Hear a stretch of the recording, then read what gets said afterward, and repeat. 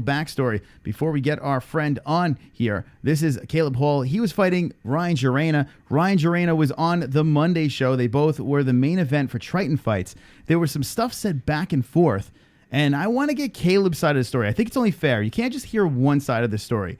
So we got the champs side. Now we have the challenger side, and in a couple of minutes he will be joining us. So stay tuned for that. Now, Jesse, what do you think about that? You met him at the after party. What do you think about both sides of the story, and who do you side with? I don't side with either of them. They both have very similar, very similar perspectives on the story. It's just two different views on whether it was right or wrong. They neither of them lied about it. They both said the same thing, as far as what was said.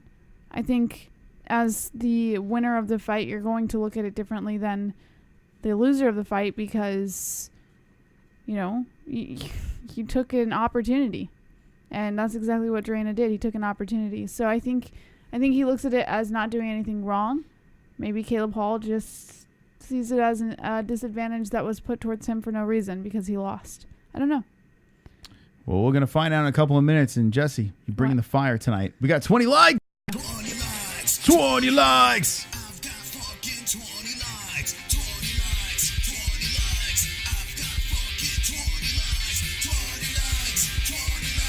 I've got fucking 20 likes. Ladies and gentlemen, boys and girls, and speak of the devil, we have a friend on the show, and here he is, Caleb Hall. Welcome to the MMA Holes. What's up, my man? Hey, how we doing? We're doing good. We were just giving actually the backstory to a little bit of what we spoke about at the after party, right over there at Triton Fights number 8. And it's good to see you here on the show. Thanks for coming on. And Caleb, how are you tonight? Good. I'm doing well. How are you guys? We are wonderful, wonderful, right, Jesse? Wonderful. Always wonderful over here. Now, Caleb Hall is a fighter. He did fight at Triton Fights number 8. Didn't go his way, but it is okay. It's okay. We forgive you, Caleb. It's fine. Everything's going to be fine. Tonight, we are doing a Swole Wednesday show. We have a live chat going on with a lot of cringiness. If you hear a noise, that could be a donation, so don't be worried. But they like to interrupt shows, so beware of that. Caleb, maybe if you could give us a little backstory. I noticed you have American Top Team, it looks like, on your shirt over there. Is that what you train? Yeah. Yes, I do. American Top Team Watertown. Nice. Good stuff over there. Now, same logo as the infamous logo that we've seen all over the UFC over there. Do you guys deal with trainers from American Top Team in Florida? Do they bounce around, or how's that work?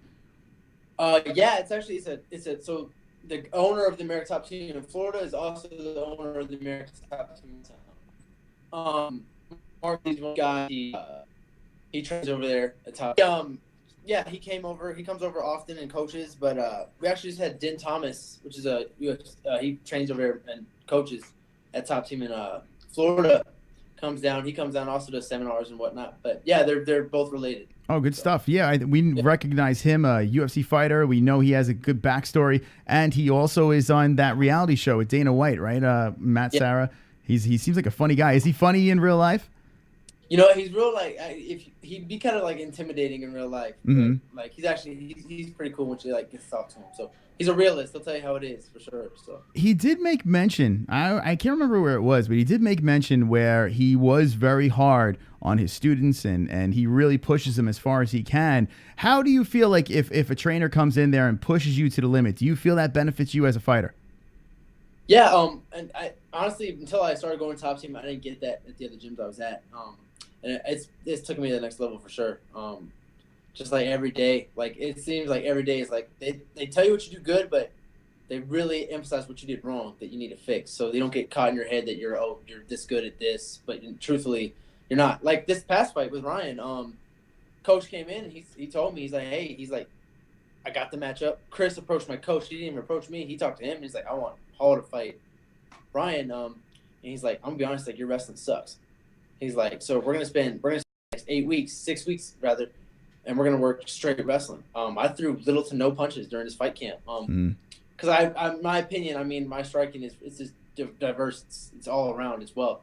But yeah, so we spent 6 straight weeks wrestling. He was, I learned. I was very humbled during this fight camp.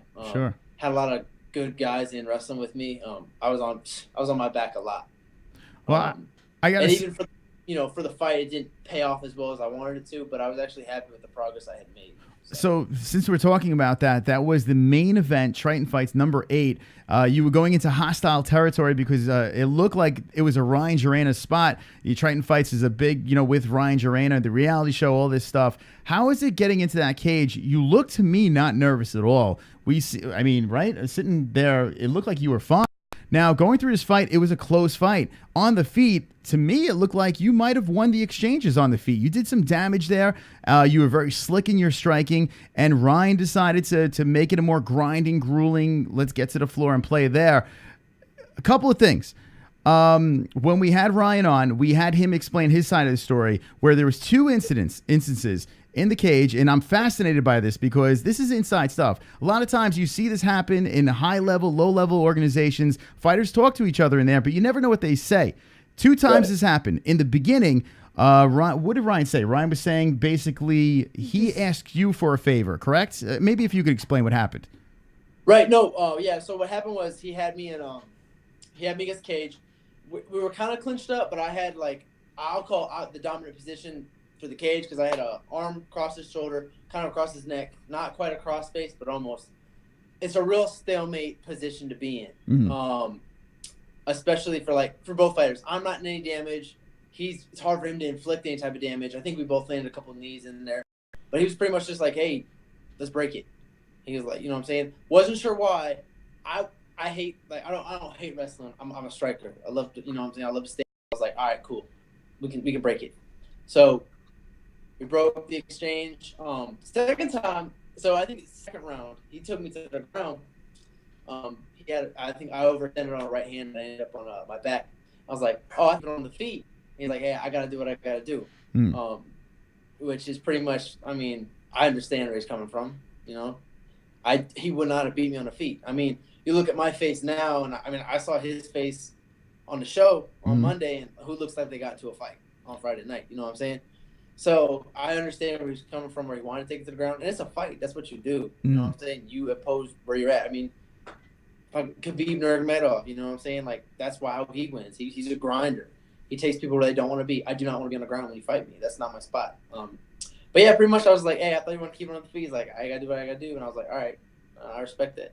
Showing some of your kept going. We're showing some of your Instagram right now, and yeah, the kicks were landing up high. You seem to be landing your shots. Ryan did the smart move, right, and played the game the way he had to play the game in this fight. Is there anything you would have done differently in this fight? I wish there were more rounds for sure. I think 2 more rounds would have been. I think that would have been in my favor. Honestly, I think there's times where it could have been more.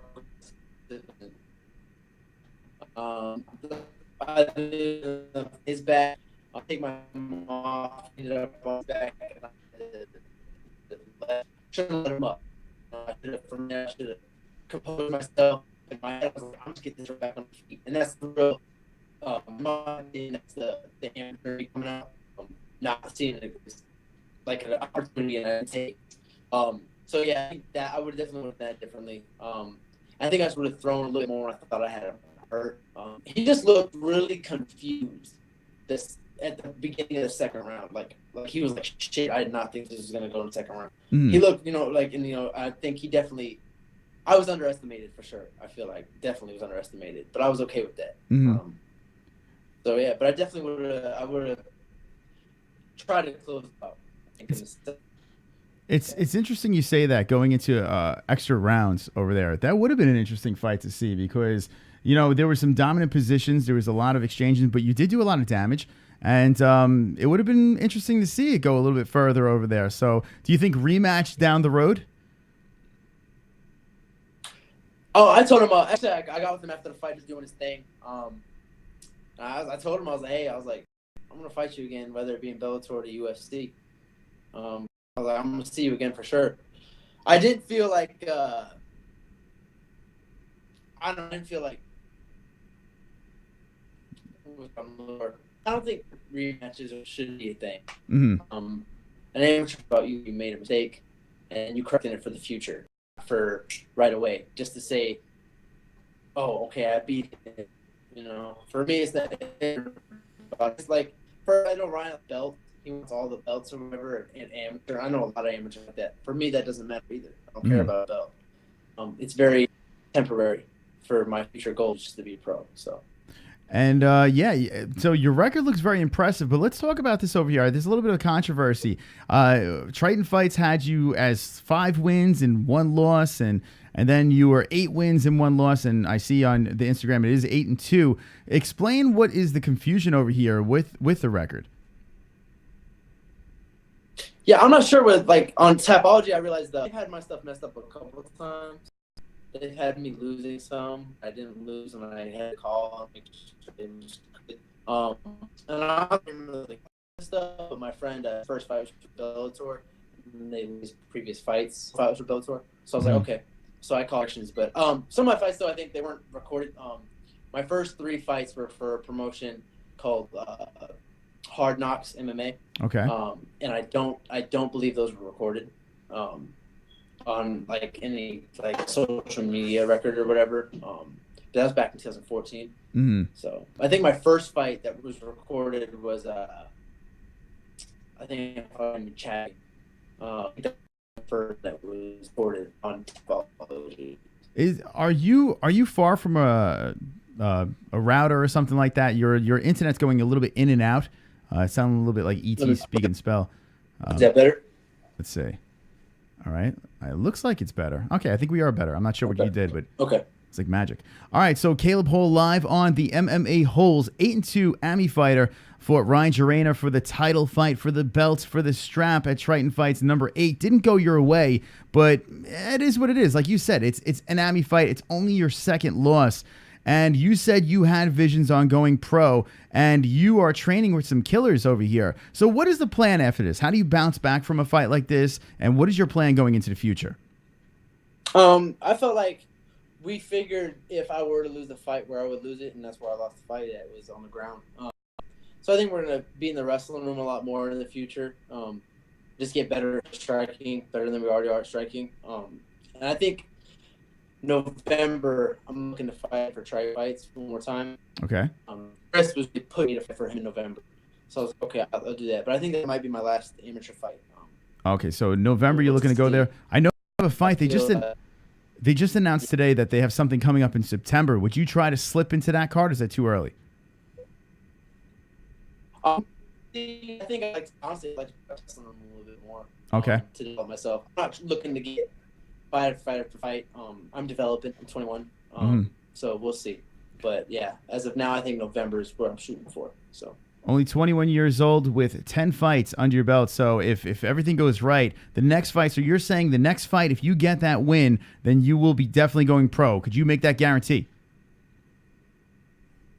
I would say it's pretty solid guarantee. Okay, there you go.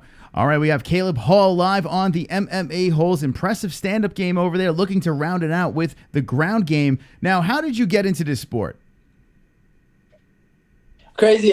So I was watching a fight in Benson Henderson, and I was watching his fight with, who was he fighting? I believe it was Frankie Edgar for the first time. And I was like, I really want to do that. I was like, I feel like I can do that. So I found my local gym, started training. I kind of grew up in a bad neighborhood, so we had a boxing gym down the street, Tahoe Gym, actually, rather. Mm-hmm. There, started in. Then I was about 15 at that point. It kind of just amazed from there. A lot of those with they were already fighting. A couple guys that are in the UFC now, they were fighting at that gym. So I was like, I can do this. Went to amateur fights. First at I went to compete these guys. Started harder when I turned 18. I took my first amateur fight in history. Well, there you go. It was breaking up in and out, but we pretty much got what you said over there. I don't know maybe it's an internet issue. I have no idea what's going on over here, but it is chopping in and out. Are you on Wi-Fi? Or are you on data right now, or? Might be. I'm on my iPad, so it might be the data. Oh, okay. Yeah. So yeah, maybe if I don't know, switch it over to Wi-Fi. See if that works. If you buy a router, so we can. We're pretty much hearing what he says for the most part. We're getting the gist. Yeah. Right? Okay, good. Translating in internet connection over here. Let's see what the chat says. He gave him a call, and let's see what else we got over here. His interview at 30% says Isaiah Moore. Internet issues, Isaiah Moore. I think we should be good. Let's see. Do you have it on Wi-Fi right now? Oh. Yeah, connected. It should be good. Okay, let's see. Better. Hear you a lot better. Okay, so not so much. Say, give me the ABCs. And I don't know. Yeah, it's kind of fucked up. The internet it's a little choppy right now. Listen, we can get you back on the show, Caleb, as this thing is completely falling apart. There we go. Give us some last thoughts and some shout outs to any sponsors or anything like that. And then maybe if we can get you at a better internet reception, we can bring you back on for a proper interview again. Thank you for coming on. But what do you got to shout out? I just like to say shout out to my sponsors from Ontario Cryotherapy in here, Watertown, and also Watertown Nutrition. So yeah, and then if you guys want to follow me on Instagram, I'm at Caleb H11, and same thing on Twitter. So. All right, there you go. At Caleb HA11. We will definitely give you a follow over there. Give him a follow on IG. We'll get you back on. We'll see you at the next Triton event that you're fighting at, I'm sure. And good luck in the future. Talk to you soon, man. All right. Appreciate you guys. Thank you. Caleb Hall coming on. Yeah, that was so autistic. Go give him a follow. I kind of wanted to